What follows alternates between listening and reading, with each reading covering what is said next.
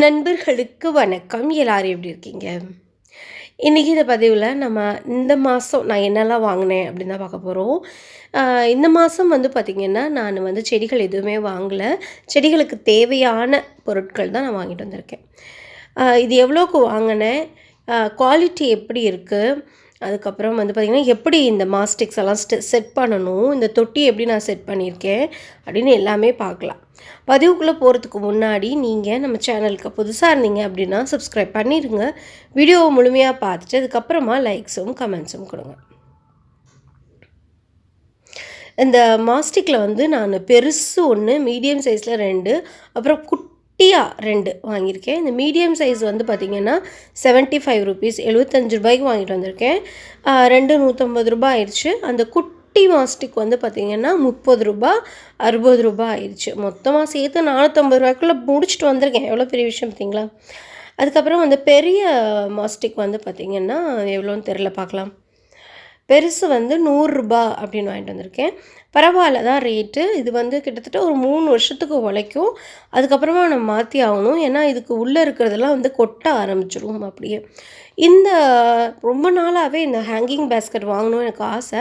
விலை கேட்கவே எனக்கு பயமாக இருந்தது. இந்த தடவை நான் விலை கேட்டேன். 140 ரூபான்னு எழுதியிருக்காங்க கீழே. அந்த பேஸ்கெட்டில் வந்து ஸ்டிக்கர் 140 ரூபாய்க்கு ஒட்டியிருக்கு. பட் 90 ரூபாய்க்கு கொடுக்குறாங்க. இந்த நர்சரியில் வந்து பார்த்திங்கன்னா கொஞ்சம் வந்து விலை பரவாயில்லாமல் இருக்கும்.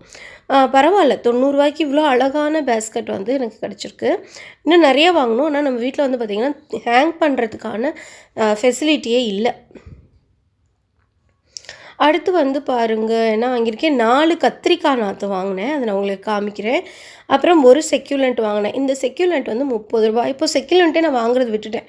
இதெல்லாம் நிறைய வாங்குவேன். இப்போ வந்து அதில் வந்து என்ன ஏதுன்னே தெரியாமல் செடி வந்து செத்து போயிடும். அதனால் வந்து கொஞ்சம் குறைச்சிக்கிட்டேன். இது 30 ரூபா அப்படிங்கிறதுனால சரி ஜஸ்ட் த்ரோ த காயின் அப்படின்னு சொல்லிட்டு வாங்கிட்டு வந்தேன்.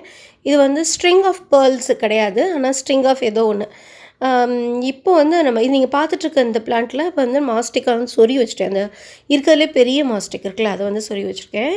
இது வந்து சிங்கோனியம் பிளான்ட்டு. இது எப்படி வந்து கட்டணும் அப்படின்னு பார்த்தீங்கன்னா, இதில் வந்து நிறைய ஒரு 4-5 தண்டு போயிட்டுருக்கு. இப்போ இந்த சிங்கோனியத்தில் 4-5 தண்டு போயிட்டுருக்கு. இலையை வச்சு நம்ம கட்டிடக்கூடாது. மணி பிளான்ட் மாதிரி இதிலே தண்டு இருக்கும்.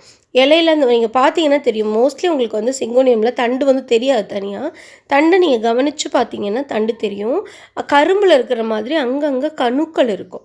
அந்த கணுக்கிட்ட தான் வேர் வந்து வரும். அதுக்கு மண் தண்ணி கிடைக்கும் போது அங்கேருந்து வேர் வரும். ஸோ இந்த கணுவை நம்ம என்ன பண்ணணும்னா அப்படியே வச்சு இதில் சேர்த்து கட்டிடணும். அந்த கணு, அந்த வேர் வந்து அந்த மாஸ்டிக்கில் அப்படியே ஃபிக்ஸ் ஆகிடணும். பொதிஞ்சு இருக்கிறோன்னு சொல்லுவாங்கள்ல, அந்த மாதிரி பொதிஞ்சு இருக்கிற மாதிரி கட்டி விட்டுருங்க. கொஞ்சம் வந்து சணல் கயிறு கிடச்சா ரொம்பவே நல்லது. நம்ம சாதாரண சணல் கயிறு இருக்கும்ல, சாஃப்டாக, அது கிடச்சா ரொம்ப நல்லது. என்கிட்ட இல்லை இப்போ எமர்ஜென்சிக்கு. அதனால் பிளாஸ்டிக் கட்டிக்கேன். விதின் ஒரு 1 மந்தில் வந்து பார்த்திங்கன்னா இது வேறு அந்த மாஸ்டிக்குள்ளே போயிட்டு அது செடியை பிடிச்சிக்கும். அதுக்கப்புறமா நம்ம அந்த கயிறுகளை வந்து கட்டி விட்டுடலாம். பாருங்கள், இந்த மணி பிளான்ட் எவ்வளோ அழகாக ஏறி இருக்குது அப்படின்னு. அதே மாதிரி இந்த சிங்கோனியமும் ஏற ஆரம்பிச்சிடும். பஸ் நம்ம வந்து அதை வந்து கட்டி விடணும், அவ்வளோதான். பிகினிங்கில் கட்டி விட்டோம் அப்படின்னா அதுக்கப்புறம் வரதெல்லாம் அது தானாகவே பார்த்துக்கும், தானாக பிடிச்சிக்கும். இந்த குட்டி மாஸ்டிக் வந்து நான் காயர் ஸ்டிக் அப்படின்னு சொல்லலாம். இந்த குட்டி மாஸ்டிக் வந்து பார்த்திங்கன்னா இந்த மார்பிள் குயின் போத்தோஸ்க்கு ஒன்றும், அதுக்கப்புறமா இந்த மஞ்சுளா போத்தோஸ்க்கு ஒன்றும் வாங்கிட்டு வந்திருக்கேன். இது ரெண்டையும் நமக்கு இப்போ தொட்டி மாற்றி ஆகணும். வளர ஆரம்பிச்சிருச்சு. இது ஒன்ஸ் வளர ஆரம்பிச்சிருச்சு அப்படின்னா ரொம்ப ஃபாஸ்ட்டாக வளரும். அதனால் இதுக்கு தொட்டி மாற்றிட்டு இந்த மாஸ்டிக்கை வைக்க போகிறேன். அதுக்கப்புறம் பார்த்திங்கன்னா இந்த 4 கத்திரிக்காய் செடி இதில் நட்டு வச்சுருக்கேன். கத்திரிக்காய் வந்து ஒரு தொட்டியில் ஒன்று வைக்கணும். ஆனால் இப்போதைக்கு என்கிட்ட வேறு இல்லை. செடி கொஞ்சம் முதலே வாடி இருக்க மாதிரி இருந்துச்சு. ஸோ அதனால் வந்து குயிக்காக வந்து ரீபாட் வந்து நான் பண்ணிட்டேன். இதையும் அந்த செக்யூலண்ட்டையும் ரீபாட் பண்ணிட்டேன். இது வந்து ஒரு டல்லாக தான் இருந்தது. இதுவும் கொஞ்சம் தண்ணி இல்லாத மாதிரி இருந்தது செடி. ஸோ இந்த தொட்டியில் சின்ன அந்த என்கிட்ட நிறைய அந்த மாதிரி குட்டி தொட்டி இருக்குது, நீங்கள் பார்த்துருப்பீங்கள்ல. நான் கீழே லிங்க்கில் டிஸ்கிரிப்ஷன் பாக்ஸில் லிங்க் தரேன். அதை நீங்கள் அந்த குட்டி தொட்டி செடிகளையும் போய் பாருங்கள். அதுக்கப்புறமா இன்னொரு இந்த ஹேங்கிங் பேஸ்கெட்டில் அப்படியே தொட்டியை தான் வச்சுருக்கேன். இதில் நான் எதுவுமே செட் பண்ணவே இல்லை. இதுக்கு மண் போட்டு எதுவும் பண்ணலை.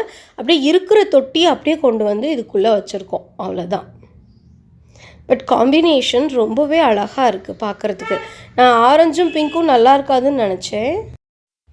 பட் காம்பினேஷன் ரொம்பவே அழகாக இருக்குது. அந்த பின்னாடி செவுருக்கும் இந்த orange basket, pink colour leaves பார்க்க ரொம்ப அழகாக இருக்குது. இதில் நம்ம வந்து கொஞ்ச நாள் கழித்து 2 க்ரீனும் இருக்கிற மாதிரி நம்ம செட் பண்ணலாம். இந்த பதிவு உங்களுக்கு ஏதாவது ஒரு ஐடியாஸை கொடுத்துருக்கும், உங்களுக்கு பயனுள்ளதாக இருந்திருக்கும். அப்படி இருந்தது அப்படின்னா கீழே எனக்கு கமெண்ட் செக்ஷனில் சொல்லுங்கள். லைக் பண்ணுங்கள், ஷேர் பண்ணுங்கள். தேங்க்யூ. God bless you.